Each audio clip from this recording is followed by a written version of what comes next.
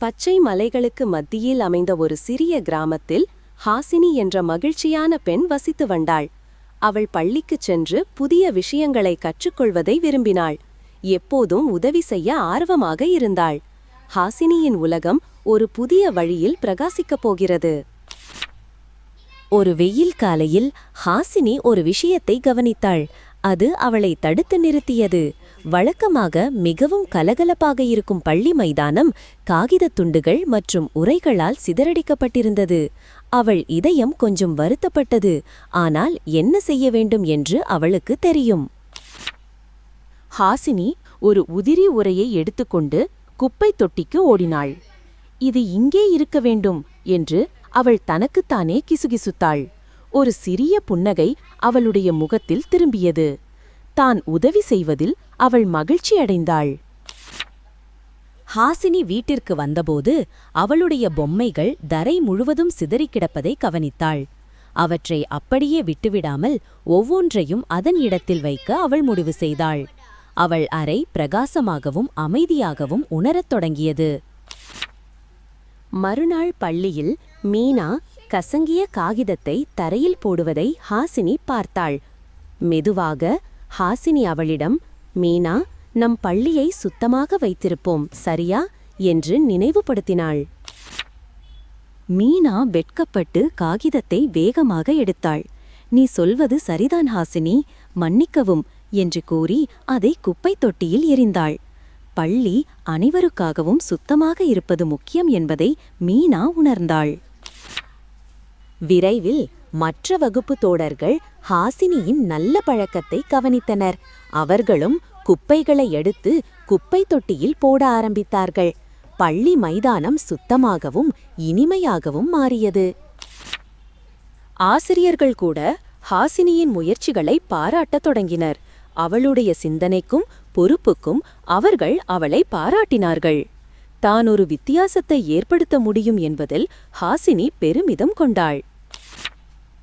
கலை வகுப்பின் போது மீனா ஹாசினி குப்பைகளை எடுப்பது போல் ஒரு படம் வரைந்தாள்.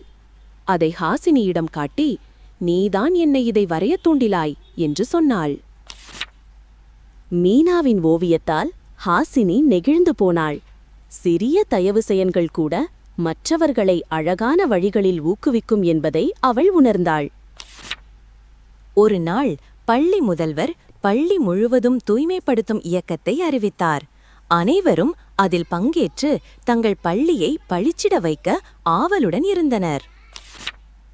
ஹாசினியும் மீனாவும் ஒன்றாக இணைந்து தூய்மைப்படுத்தும் முயற்சிகளை ஒழுங்கமைத்து தங்கள் வகுப்பு தோழர்களை சேர ஊக்குவித்தனர்.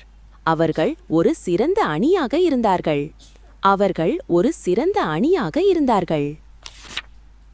பள்ளி முன்னெப்போதும் இல்லாத அளவுக்கு பளிச்சிட்டது.